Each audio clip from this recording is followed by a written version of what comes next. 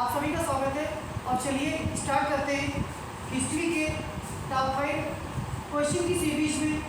और आप लोग देख रहे होंगे कि हम लोग 50 क्वेश्चन तक पहुंच चुके हैं और आज हम लोग डिस्कस करेंगे 51 से 55 क्वेश्चन। एक बात कही जाती है कि बूंद बूंद से घड़ा बनता है, और वही टॉपिक वही थीम लेके हम लोग चल रहे हैं। पर डे 5 क्वेश्चन, लेकिन ये संख्या इतनी ज़्यादा होती जाएगी कि आप लोगों का जो यूपीपीसीएस का एग्ज़ाम है आसानी से क्लियर होगा। तो देखते हैं क्वेश्चन नंबर 51 क्या कह रहा है कि जो कलिंग युद्ध और 5 यौन शासकों का उल्लेख हमें कहाँ से प्राप्त होता है। तो अशोक के द्वारा कलिंग का युद्ध लड़ा गया था, जैसा कि आप लोग जानते हैं, और हमें ये बताना है इस युद्ध का उल्लेख और उसके साथ साथ जो आपके 5 यौवन शासक थे इनका उल्लेख हमें कहाँ मिलता है। तो ऑप्शन आपके क्या दिए, प्रथम शिलालेख नहीं होगा, 5वें शिलालेख में भी नहीं होगा, 7वें शिलालेख में भी नहीं होगा। तो अशोक के द्वारा जो कलिंग युद्ध लड़ा गया है उसका उल्लेख हमें कहाँ मिलता है, तो उसका उल्लेख मिलता है 13वें शिलालेख में। क्वेश्चन नंबर 52 पर आते हैं और आप लोग लाभ उठाते रहिए इस सीरीज का। इसमें देखिए क्या कह रहा है, और जैसा कि हमने बताया है कि आसान क्वेश्चन भी मिलेंगे, कठिन क्वेश्चन भी मिलेंगे, स्टेटमेंट वाले भी मिलेंगे। तो आप लोग बस बने रहिए इस चैनल के साथ। निम्न में सत्य कथन बताना है कि अशोक ने अपने राज्याभिषेक के 14वें वर्ष, यहाँ ये ध्यान देना है कि 14वें वर्ष में किसकी नियुक्ति की थी, तो धम्म महामात्र नामक अधिकारी की नियुक्ति की थी। अभी हमने बताया था कि अशोक के द्वारा कलिंग का युद्ध लड़ा गया था। अब इसमें पूछा गया है कि जो राज्याभिषेक इनका हुआ था, तो राज्याभिषेक के 14वें वर्ष में इन्होंने धम्म महामात्र अधिकारी की नियुक्ति की थी, और इसका उल्लेख किसमें है, 5वें शिलालेख में है। तो ये दोनों बातें सही हैं। धम्म महामात्र की जो संकल्पना है ये राहुलोवाद सूक्त से ली गई है, राहुलोवाद सूक्त से ली गई है धम्म महामात्र अधिकारी की नियुक्ति की संकल्पना। तो आप लोग देख रहे होंगे कि ये सभी कथन आपके सही हैं कि 14वें वर्ष में धम्म महामात्र नामक अधिकारी की नियुक्ति की थी, और इसका उल्लेख 5वें शिलालेख में होता है। इसके साथ साथ इसकी संकल्पना की बात की जाए तो इसकी संकल्पना राहुलोवाद सूत्र से ली गई है। क्वेश्चन नंबर 53 पे आएंगे और पर डे 5 क्वेश्चन इतने ज़्यादा होते जाएंगे कि आप लोगों का एग्जाम आसानी से क्रैक हो जाएगा।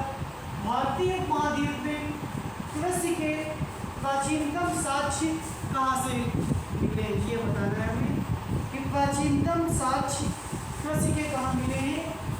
तो इमामबाड़ा नहीं, चिराम भी नहीं होगा, नौताखोली भी नहीं होगा, मेहरगढ़ ऑप्शन ए आपका करेक्ट आंसर होगा।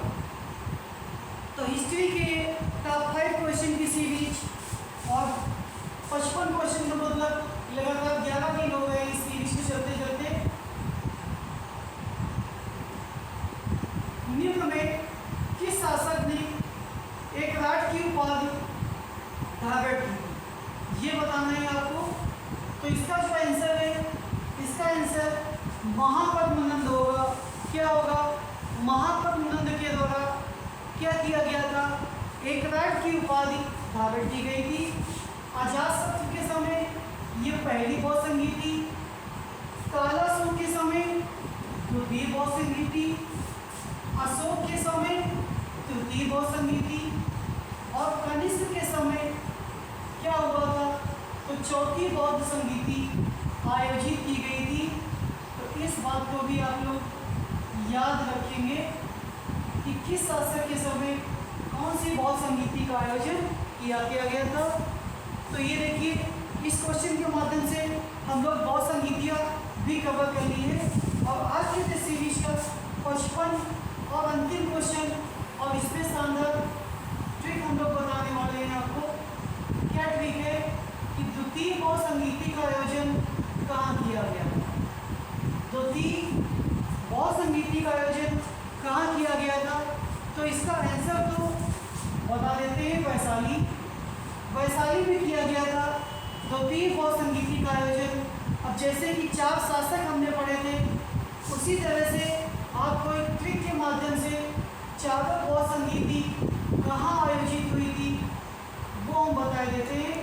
तो ध्यान दीजिएगा जरा, क्या याद करना है आपको? याद करना है एक सेंटेंस कि राजगृह को छोड़कर, क्या याद करना है कि राजगृह को छोड़कर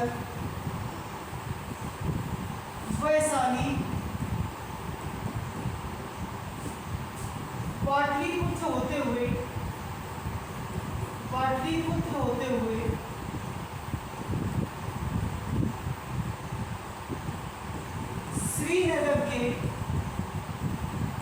श्रीनगर के कुंडलवन पहुंची।